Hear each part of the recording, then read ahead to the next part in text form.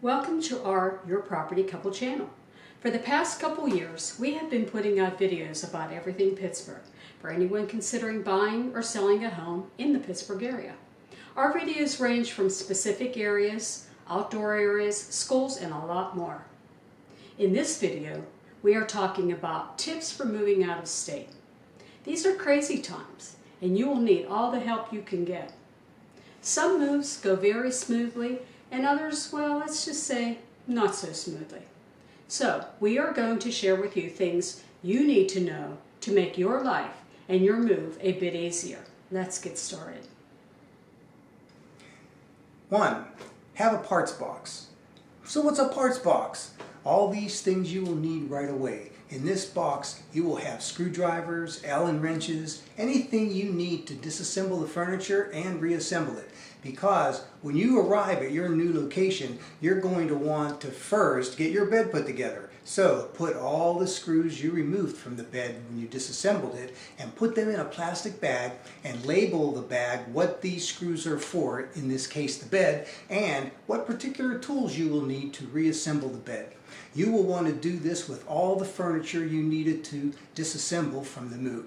This way, once those pieces of furniture come into the house, you can immediately start to reassemble them. You may not be able to get everything put together, but at least you will be able to get the most important things done, like the bed, a table, the television. You know what's important. This will help minimize the disruption.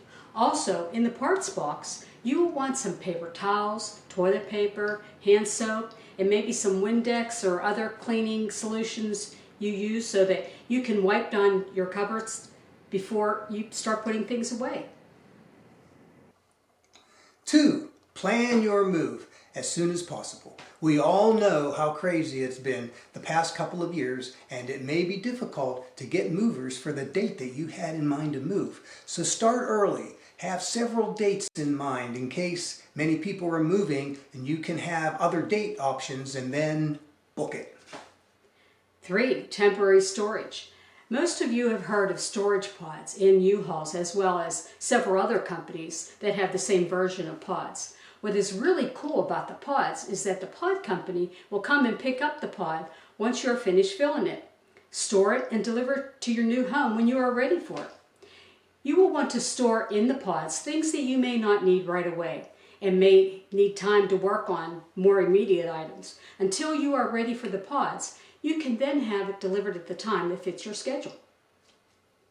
4. Make sure you have all the utilities turned on before you move into the new house. We cannot stress this enough. There's nothing worse than trying to move into a home when there's no electric, no heat, or water. So before you move, you will need to contact your agent or relocation company if you have one, and find out what utilities you need to call to have these utilities in your name and turned on in time for your arrival. 5. Research your moving company.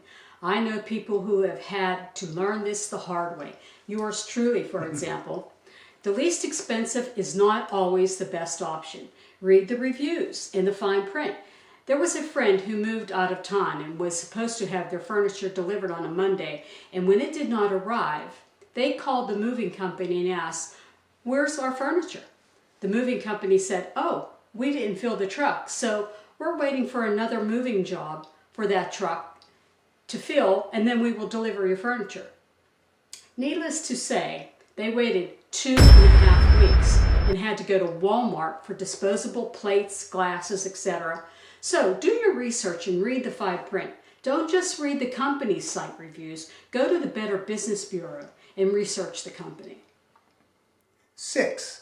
When you are selling a house in one state and buying a house in another, you can close on the same day if you're buying and selling, but this only works if you are already in town. If you're closing in 2 different states, you may want to close on your current home, say on a Tuesday, and then close on your new home on a Wednesday or a Thursday. Delays happen though, through no fault of your own. There may be delays with the lender or the title company, so it's always a good time to plan ahead. just in case you may need a hotel or may plan to stay with family or something. Give yourself time in the event that there's some unforeseen hiccups. The more that you can plan ahead, the less stress there will be for you. 7. Have a yard sale before you move, not after. You don't want to take with you anything you have not used in years and probably won't use anytime soon. The plus side here is now you won't have to pay to move those things you no longer want or need. Sometimes things are just too heavy that it makes more sense to sell it, leave it behind, or replace it than to pay to ship it. Example, if you have a pool table or piano, these items can be expensive to move. It just makes sense to leave it behind and get a new one when you get to your new location. Or you may find that it won't fit where you are going or it's no longer necessary. So, those are our tips for moving out of state with as little hassle as possible. If you are moving to the Pittsburgh area, you may want to check out our next video on 10 things you need to know before moving to Pittsburgh. Please click on the link below for our moving checklist guide. If you have any additional questions regarding your move, please leave a comment below and we will get back to you promptly. Thank you for watching.